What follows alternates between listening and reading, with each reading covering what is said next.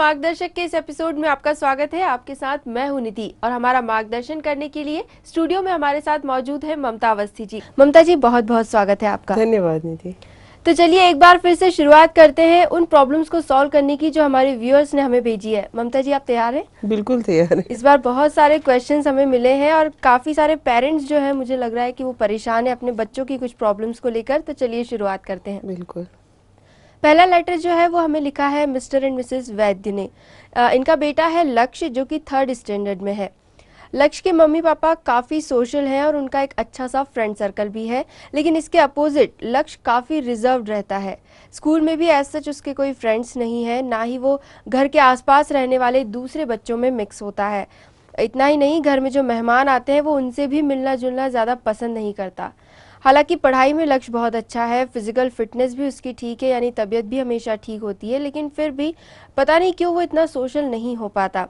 लक्ष्य के mummy papa चाहते हैं कि जिस तरह से उनका फ्रेंड सर्कल है, जिस तरह से वो एक सोशल लाइफ में बिलीव करते हैं, उसी तरह से लक्ष्य भी रहे, लेकिन लक्ष्य जो है वो इस तरह से बिहेव नहीं कर पा रहा है।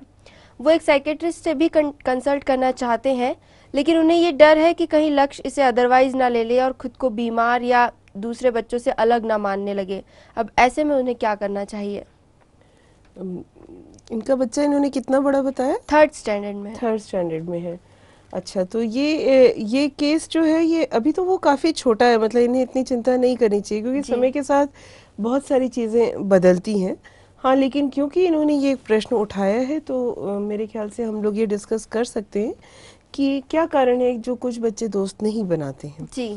देखिए, कुछ बच्चे होते हैं जो बहुत जल्दी दोस्ती कर लेते हैं, कुछ होते हैं जो बहुत देर से दोस्ती करते हैं। बच्चों में भी एक नेचुरल शाइनेस होती है, शर्माते हैं, हम लोग ही उनको फोर्स करते हैं कि बेटा नमस्ते करो, हेलो बोलो, हाय बोलो। बाकी अपने आप बच्चा जो है वो काफ़ी रिजर्व रहता है। जब बच्चा आँख खोलता है तो वो अपने घर वालों के साथ होता है, तो घर वालों से उसको की जिम्मेदारी बनती है कि वो बाहर वालों के साथ उसको इंटरैक्ट करवाए। जी। तो इंटरैक्शन सिखाते तो हम ही लोग हैं।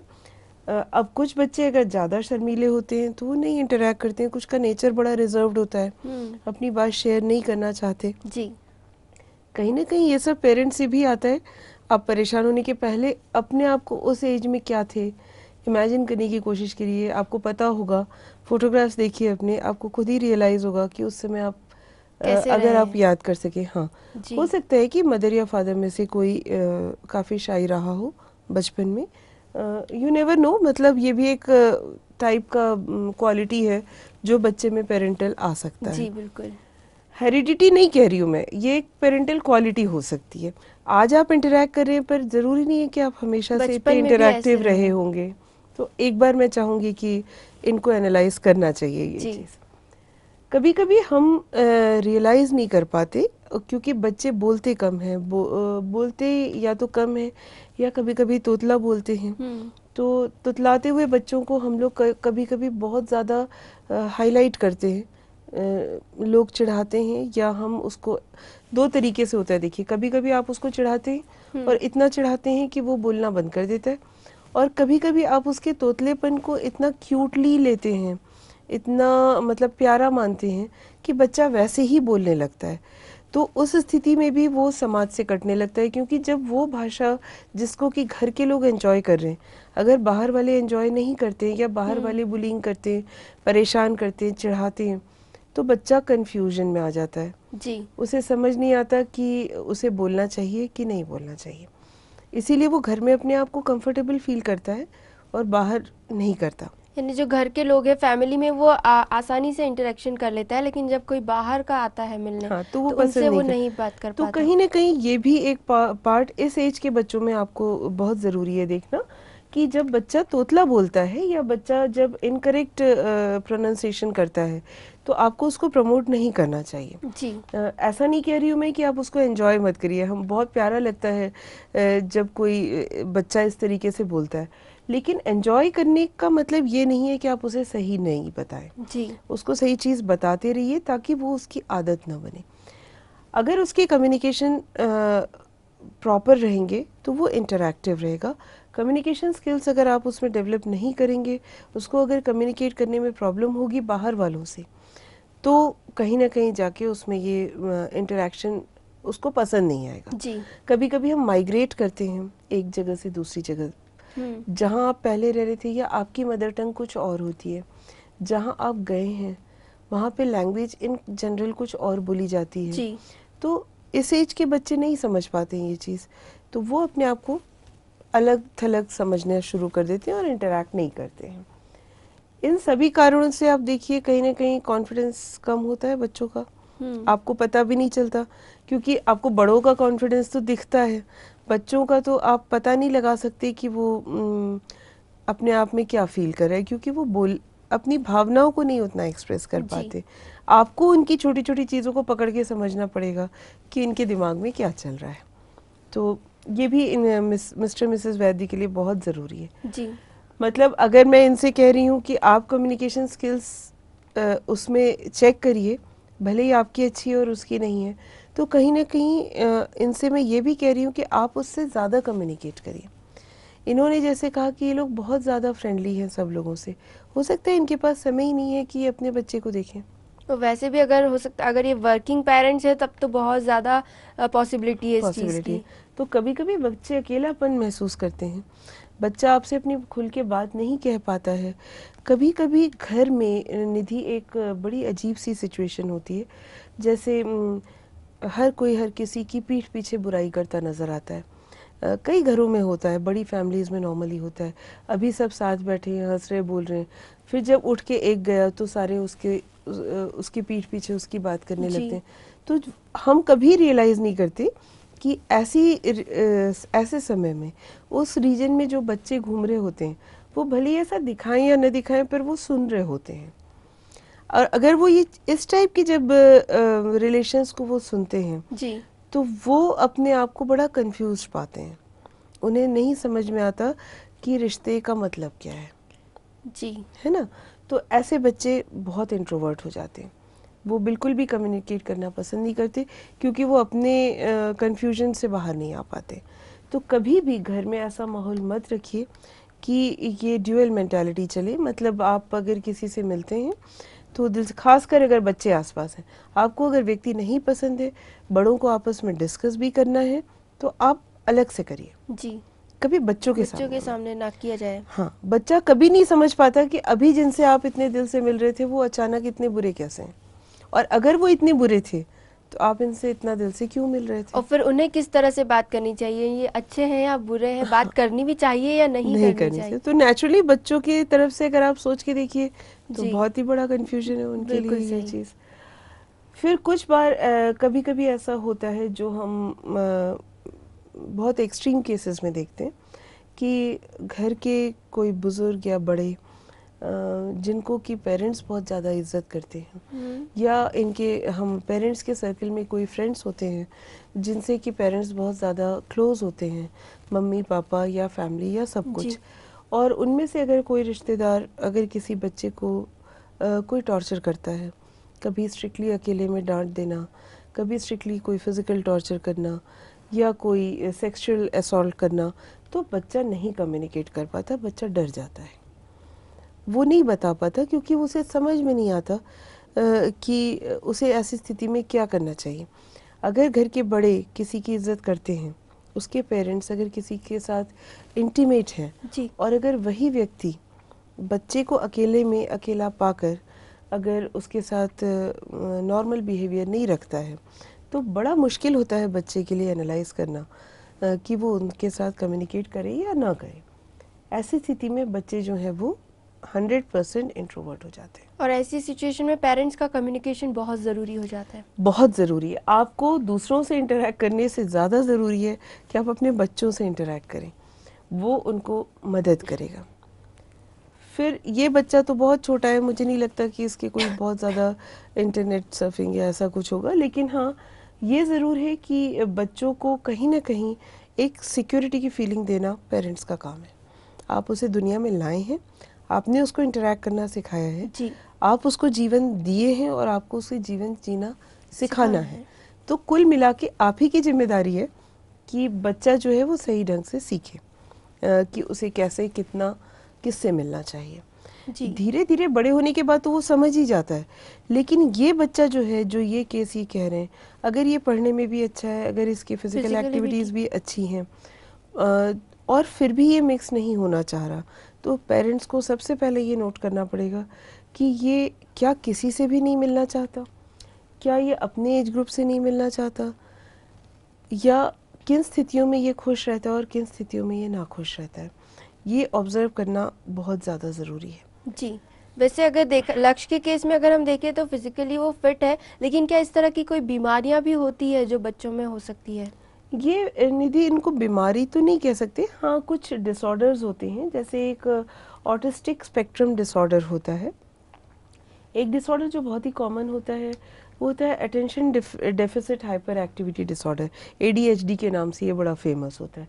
ये डिसऑर्डर्स होते हैं, इसको हम एक और नाम से भी जान सकते हैं, जिसको कि हम कहते हैं डिस्पैरेक्सिया। जी। ये जो डिसऑर्डर्स होते हैं ये बेसिकली बच्चों को में होते हैं, जो बच्चे अपनी तरफ ध्यान आकर्षित करने के लिए कोशिश करते हैं, मतलब वो सेंटर ऑफ अट्रैक्शन बनना चाहते हैं। तो अगर ये दो केसेस में देखिए बहुत एक्सट्रीम हो जाता है। एक वो जब घर में उसको बहुत ज़्यादा सेंटर ऑफ अट्रैक्शन रखा जाए तो वो बाहर जाके बड़ा लोनली फील करता है, क्योंकि उसे कोई उतना इम्पोर्टेंस नहीं देता। दूसरे उस टाइप के बच्चे होते हैं जिनको घर में कोई पूछता ही नहीं है, तो उन्हें लगता है हमारी कोई वैल्यू ही नहीं है, तो हम बाहर क्यों इंटरेक्ट करें जब हम किसी लायक ही नहीं है। कहीं ना कहीं ये दोनों ही चीज़ें बड़ी कंफ्यूजिंग सी होती हैं, है ना। और जैसा इन्होंने कहा कि सेकेंड थर्ड क्लास का बच्चा है, तो यहाँ मैं ये चीज़ स्पेसिफाई करना चाहूँगी कि 7 से 11 साल के बच्चे या 12-13 साल के जो बच्चे होते हैं, ये बच्चे जो होते हैं ये दोस्ती करना चाहते हैं, ऐसा नहीं कि नहीं करना चाहते। हाँ, इनके कन्फ्यूजन्स जो कारण हम अभी तक डिस्कस कर रहे हैं जी, उन कारणों की वजह से ही कंफ्यूज हो सकते हैं, पर दोस्ती ये करना चाहते हैं। यानी ये थोड़ा सा ऐसा टाइम होता है जब दोस्तों के साथ इन्वॉल्व होने की इनकी एज होती है, पर ये बहुत ज़्यादा कंफ्यूज होते हैं, इनको रिश्ते समझ में नहीं आते। आप देखिए छोटे बच्चे हमेशा पूछते हैं कि कौन हमारी नानी है, कौन हमारी दादी है, तुम हमारे क्या हो। हर किसी से मिलेंगे तो वो जानना चाहते हैं कि कौन किससे कैसा रिलेटेड है, रिलेशंस का मतलब क्या होता है। ये एज वो समझने की एज होती है। तो अगर इनका बच्चा ऐसा नहीं कर रहा है तो कोई इनको अभी बहुत चिंता नहीं करनी है। कुछ बच्चे टाइम लेते हैं ये नोटिस करने के लिए कि कौन सा मतलब आपस में जैसे कंपेयर करते हैं कि कौन सा बच्चा जो है वो कूल है, कौन से अंकल अच्छे लग रहे हैं, कौन सी आंटी कैसे ड्रेसअप में अच्छी लगती है। ये वो एज होती है जब बच्चा ये नोटिस करना शुरू करता है, हाइजीन नोटिस करता है, कंपैरिजन शुरू करता है और बुलिंग को फील करना शुरू करता है। अगर उसे कोई नीचा दिखा रहा है या बुलिंग कर रहा है तो वो उसको एक्सपीरियंस इसका इस एज से स्टार्ट होता है। जी। इस समय अगर दिमाग पे कोई छाप पड़ जाती है तो बड़ी मुश्किल होती है इसको बाद में निकालने की। इसलिए ये इस एज में पेरेंट्स को बहुत ज़्यादा ज़रूरी है कि वो अपने बच्चे को किसी के भी द्वारा नुकसान न पहुंचाने दें। जी बिल्कुल, बचा के रखें, उसको बात करके उसको अपसेट होने से रोकें। ये उसकी बढ़ने की उम्र है, उसे खुश रखने की कोशिश करें। जी। तो सिर्फ बॉदर्ड होने से नहीं होता है काम, आपको उसके साथ बहुत ज़्यादा इन्वॉल्व होना है। जी। और एक आखिरी टिप जो मैं इनको कहना चाहूँगी कि इन्होंने पूछा कि डॉक्टर के पास जाना चाहिए या नहीं जाना चाहिए। देखिए, जिस टाइप के डॉक्टर के पास आपको जाना है इन डिस्कशंस के लिए, वो डॉक्टर्स क्वाइट क्वालिफाइड होते हैं। उनको भी इस चीज़ का ध्यान होता है कि वो अगर एक साइकोलॉजिकल प्रॉब्लम से डील कर रहे हैं तो बच्चा आगे कभी ये दिमाग में न रखे जी कि ही वॉज बीइंग ट्रीटेड, तो इसमें कोई नुकसान नहीं है। यानी बच्चे की काउंसलिंग ही उस तरह से की जाती है, उसे पता भी नहीं चलता और वो काउंसिल हो जाता है। ओके। तो कभी आप ऐसा मत सोचिए, आप अगर सही जगह जाएंगे, सही व्यक्ति से मिलेंगे तो आपको सही ट्रीटमेंट मिलेगा। बिल्कुल। तो लक्ष्य का जो केस है मुझे लगता है काफ़ी हद तक तो यहीं पर सॉल्व हो चुका है, लेकिन फिर भी अगर आप किसी डॉक्टर से कंसल्ट करना चाहते हैं तो ज़रूर जाइए।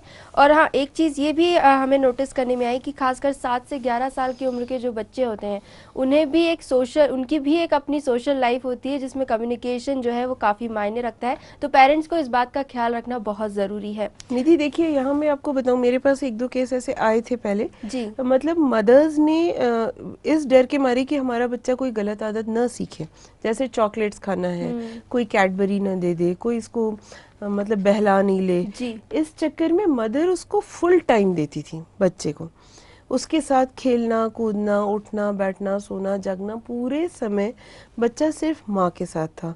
माँ अपनी सेहत का ध्यान रखे बिना, अपने रूटीन का ध्यान रखे बिना बच्चे के साथ इन्वॉल्व रहती थी, बाहर क्रिकेट खेलना से लेकर हर कुछ। जी। पर उसका नुकसान ही हुआ अल्टीमेटली, क्योंकि वो बच्चा अपनी माँ के सिवा किसी और से इंटरेक्ट ही नहीं करना चाहता था। जी। तो कहीं ना कहीं ये भी माँ की ही जिम्मेदारी है। यानी ओवर केयरिंग होना भी अच्छी बात ओवर नहीं है। पेरेंटिंग गलत है। आपको ही सिखाना है उसको कि आप उसको उसके एज ग्रुप से मिलने दीजिए। जी। थोड़ी देर बहुत ज़रूरी होता है। बिल्कुल सही बात। तो चलिए आगे बढ़ते हैं और नेक्स्ट प्रॉब्लम जो है वो भी सॉल्व करने की कोशिश करते हैं। ये लेटर हमें लिखा है मिस्टर सुधीर शर्मा ने। इनका बेटा है श्रवण जो 9th स्टैंडर्ड में है। श्रवण के बहुत सारे फ्रेंड्स हैं और वो काफ़ी सोशल है, यानी ये जो पिछली प्रॉब्लम थी उसकी अपोजिट वो प्रॉब्लम है। बिल्कुल ही उल्टा है। हाँ। वैसे श्रवण पढ़ाई में एवरेज है, वह स्कूल में पूरा वक्त दोस्तों के साथ बिताता है, फिर घर आकर थोड़ा रेस्ट करके कोचिंग चला जाता है, वहाँ भी उसका ध्यान पूरा दोस्तों में ज़्यादा और पढ़ाई में कम रहता है, जिसका असर उसके रिजल्ट्स पर भी पड़ने लगा है। कोचिंग से घर आने के बाद भी वो डिनर वगैरह के बाद फिर से मोबाइल और इंटरनेट पर दोस्तों के साथ ही बिजी हो जाता है, यानी ओवरऑल जो उसका डेली रूटीन है उसमें जो है मैक्सिमम टाइम वो अपने दोस्तों के साथ बिताता है। अब श्रवण के पेरेंट्स उसे काफ़ी बार समझा चुके हैं, लेकिन फिर भी वो अपनी आदतें बदलने को तैयार नहीं है। अब ऐसे में श्रवण के पेरेंट्स को क्या करना चाहिए? वाकई बहुत मज़ेदार सी बात है। मतलब एक लेटर में बिल्कुल ही उल्टा केस था, जी। ये दूसरा। निधि यहाँ देखिए, पहली चीज़ जो नोटिस करनी चाहिए इनके पेरेंट्स को कि इनका बच्चा टीनेज में है। जी। और टीनेज जो है वो सबसे ज़्यादा हम कहते हैं ना, जैसे पंख निकलने वाली एज होती है। जी। बच्चा घर से निकल कर बाहर अपने रिश्ते ढूंढना शुरू करता है। ये वो एज होती है जब वो फैमिली को कम इम्पोर्टेंस देता है, क्योंकि उसे नया नया सब बाहर का एक्सपीरियंस होता है। जी। अचानक फ्रेंड्स बनते हैं, अचानक एक्सटर्नल रिलेशंस जो हैं जो घर से बाहर के, वो उसे अट्रैक्ट करने लगते हैं। ये एक एज का नेचुरल कॉन्सिक्वेंस है, इसको लेके परेशान होने की बात नहीं है।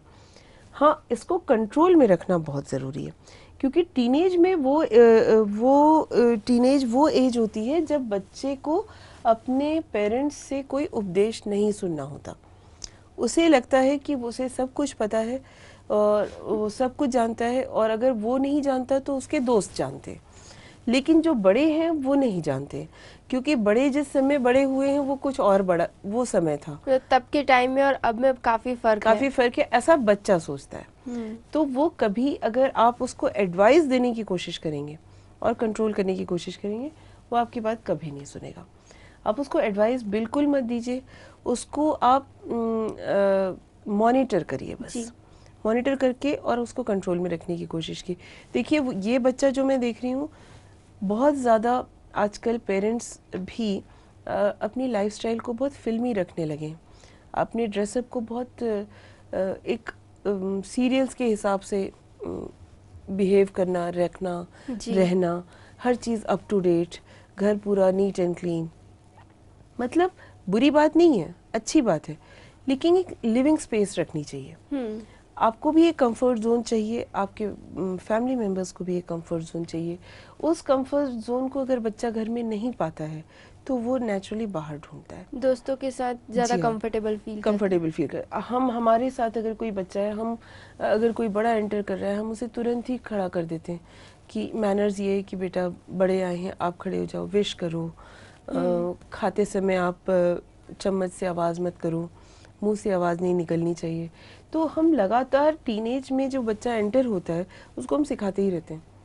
हम ऐसा सोचते हैं कि हम अपनी जिम्मेदारी पूरी कर रहे हैं, उसके अच्छे के लिए कर रहे हैं, और हम वाकई में उसके अच्छे के लिए करते हैं, लेकिन कभी अगर आप बच्चे के दृष्टि से सोच के देखेंगे तो बच्चा, अगर आप लगातार उसको ये बातें करते रहेंगे तो शायद ऐसा हो सकता है कि वो आपसे दूर हो जाए, क्योंकि उसकी अपनी पर्सनल ओपिनियंस हैं, उसका अपना पर्सनल एक ऑब्जर्वेशन है, वो खुद भी आपकी इज्जत करता है, ये आप मान के चलिए। उसे गर्व होता है कहने में कि मेरे पापा ये करते हैं या मम्मी ये करती हैं, हम यहाँ गए थे, हमने ये किया। शो ऑफ आजकल ज़माना ही है, बच्चों को भी बहुत गर्व होता है जी। अपने एसेट्स के ऊपर। लेकिन अगर जब हम वो गर्व वो हमें दिखा नहीं सकता, क्योंकि हम खुद ही उसे एसेट्स देते हैं, इसलिए वो दिखाता अपने फ्रेंड्स के बीच में। फ्रेंड्स उसको जो है अपलॉड करते हैं, खुश होते हैं, अरे वाह तेरे पास ये है वो है, तू मम्मी पापा के साथ यहाँ गया था, वहाँ खासकर वीकेंड जो होते हैं वो काफी डिस्कस होते हैं। तो जब बच्चे को वो जो एक प्रेज है ना, वो बाहर से मिलता है, दोस्तों से मिलता है, तो उसे उनके साथ ज़्यादा कंफर्ट फील होता है जी। बहुत ही सेंसिटिव सी एज होती है ये, इसलिए हमको उसकी मेंटालिटी को समझकर उसको हैंडल करना पड़ेगा। आप उसके साथ कम्युनिकेट करिए उसके लेवल पे कि चलो आज ये करते हैं, चलो वो करते हैं, चलो साथ में बाहर चलते हैं, या उसकी जो हॉबीज है उसमें आप उसमें पार्टिसिपेट इन्वॉल्व करना। होइए, आप उसके फ्रेंड्स के साथ इन्वॉल्व होइए। उसके फ्रेंड्स कौन है, बहुत ही सेंसिटिव एज है, गलत चीज़ें बहुत जल्दी अट्रैक्ट करती हैं, और 99% केसेस में देखिए यही वो एज होती है जब अगर बच्चा संभल गया तो संभल गया और बिगड़ गया तो बिगड़ गया। तो आगे की पूरी ज़िंदगी जो है वो टीनेज के पे ऊपर डिपेंड करती है। टीनेज में भी इनिशियल टीनेज और फाइनल टीनेज के एटीट्यूड्स में डिफरेंस है। हमेशा ये ऑब्जर्व किया गया, ऐसा नहीं है कि स्टार्टिंग टीनेज में जैसे जो हैबिट्स हैं वही एंड में भी होंगी, ऐसा नहीं। लेकिन हाँ, अगर आपने उसका विश्वास नहीं जीता तो आगे जाकर वो आपके हाथ से निकल जाएगा। तो यहाँ पर यानी टीनेज वो एज है जहाँ पर फैमिली से ज़्यादा फ्रेंड्स इंपॉर्टेंट हो जाते हैं बच्चे के लिए, और पेरेंट्स के लिए बच्चा बहुत इंपॉर्टेंट हो जाता है, क्योंकि उनको हर क्षण लगता है कि बच्चा बिगड़ रहा है। तो इनसे मैं ये सजेस्ट करूँगी कि आप कम्युनिकेट करिए बच्चे के साथ, उसके साथ आउटडोर एक्टिविटीज़ ज़्यादा प्लान करिए, other than online games, other than video games. ये नहीं है कि आपको बोला इंटरैक्ट करिए तो आप वीडियो गेम उसके साथ बैठ के खेलना शुरू कर दें। ओके। नॉट ऑलवेज, कभी कभार की बात अलग है, क्योंकि आप एक गलत आदत को ख़त्म करने के लिए उसको दूसरी गलत आदत में मत डालिए।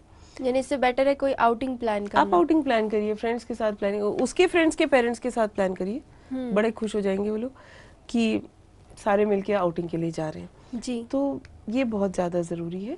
और उसको हमेशा इंस्ट्रक्शंस प्लीज़ मत दीजिए, समय दीजिए, वो सीख जाएगा। ओके, यानी तो टीन एज जो कि काफ़ी सेंसिटिव होती है वहाँ पर भी पेरेंटल एडवाइस की वैसे ज़रूरत है, लेकिन फिर भी घुमा फिरा के एडवाइस देना ज़्यादा बेटर रहेगा। ज़्यादा बेटर है। उसे ये एहसास मत दिलाइए कि आप हमेशा उसको मॉनिटर कर रहे हैं, करिए मॉनिटर, पर बता के मत करिए। जी बिल्कुल। तो चलिए आगे बढ़ते हैं। अगली जो प्रॉब्लम है वो भी एक टीनेज गर्ल की है। इनकी मम्मी जो है सीमा जी, इन्होंने हमें लेटर लिखा है। इनकी बेटी है रचना जो 19 इयर्स की है। रचना हमेशा से काफ़ी ब्राइट स्टूडेंट रही है, साथ ही स्पोर्ट्स में भी अच्छी है, काफ़ी सोशल भी है, फ्रेंड सर्कल भी अच्छा रहा है। लेकिन पिछले कुछ महीनों से सीमा जी रचना में कुछ चेंजेस ऑब्जर्व कर रही है। फर्स्ट थिंग कि वो जो पहले जितनी सोशल रहती थी अब वैसी नहीं रही, दूसरों से घुलना मिलना उनका कम हो गया है। सेकंड थिंग, पूरे टाइम वो इंटरनेट पर बिजी रहती है और कहती है प्रोजेक्ट का काम है, पढ़ाई है वगैरह। थर्ड चीज़ है कि उनकी रचना की हेल्थ जो है वो डाउन होती जा रही है, चेहरे का ग्लो कम हो रहा है, और भी कई छोटी छोटी सी बातें, इन्होंने काफ़ी सारी चीज़ें मेंशन की है, जैसे चिड़चिड़ाहट है, गुस्सा है, ये सारी चीज़ें रचना में अब बढ़ने लगी है। अब सीमा जी ने रचना के फ्रेंड से कुछ पता करने की कोशिश की तो किसी ने उन्हें बताया कि रचना लगातार इंटरनेट के थ्रू किसी लड़के के कांटेक्ट में है। हालांकि इसके बाद उन्होंने मोबाइल भी चेक किए रचना के, पर उसमें भी कोई क्लू नहीं मिला, यानी सिर्फ इंटरनेट के थ्रू ही रचना का कांटेक्ट है। अब काफ़ी कोशिशों के बाद भी रचना जो है वो सीमा जी से कुछ भी शेयर करने को तैयार नहीं है। वो कई तरीके से बात की कोशिश कर चुकी है, लेकिन फिर भी अब वो कंफ्यूज है कि ऐसी सिचुएशन में क्या करें। ये एक बहुत आजकल की कॉमन प्रॉब्लम है निधि।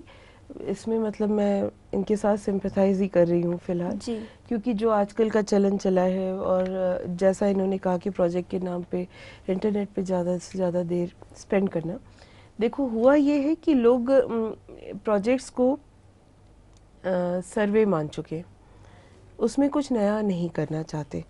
हम सिर्फ सर्वे सर्वे सर्वे कर कर के आपको कुछ मिलना नहीं है उसमें से, अपनी क्रिएटिविटी ख़त्म है जी। सोशल नेटवर्किंग एक बहुत बड़ा एसेट है, लेकिन साथ में इसके नुकसान भी हैं।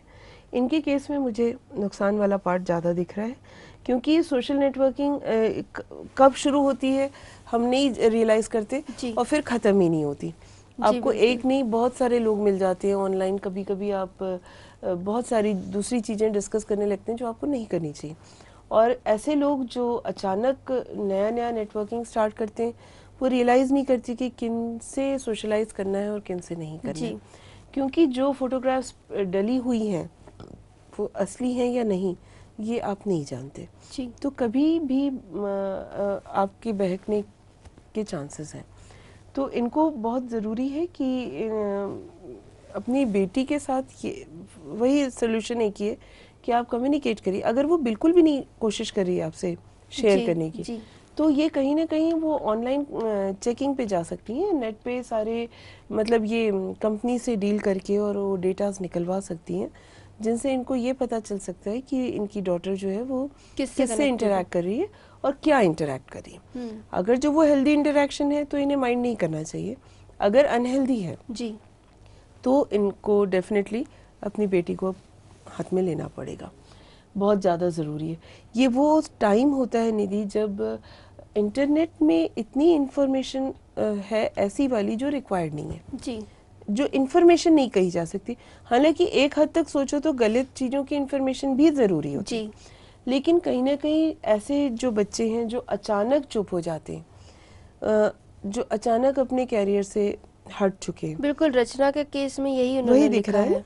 तो इसका मतलब ये है कि इसका इन्वॉल्वमेंट जो है वो नॉर्मल से ज़्यादा लेवल पे जा रहा है, और अब ये टाइम है जब इसको बहुत हो सकता है, देखिए कोई इसको बुली कर रहा हो ऑनलाइन, डर रही हो, बता नहीं पा रही हो, इस वजह से वो अपसेट है, चिड़चिड़ी हो रही है, अपने मदर से बात नहीं करना चाह रही, इसलिए बेस्ट तो यही है कि ये कंपनी के थ्रू जो है वो कन्वर्सेशन निकाल कर और फिर अपनी बच्ची को काउंसिल करें जी। तो ये था आज का मार्गदर्शन, जहां हमने जाना टीनेजर्स की प्रॉब्लम को और खासकर उनके पेरेंट्स जो है किस तरह से छोटी छोटी बातों का ख्याल रख के उनकी प्रॉब्लम्स को आसानी से सॉल्व कर सकते हैं। अगली बार फिर मिलेंगे एक नए टॉपिक के साथ। कोई भी फीडबैक या क्वेरी आप हम तक पहुंचाना चाहते हैं तो हमारा ईमेल आईडी है margdarshak.city@gmail.com। अपनी बातें हमसे जरूर शेयर कीजिए। अगली बार फिर मिलेंगे, तब तक के लिए नमस्कार।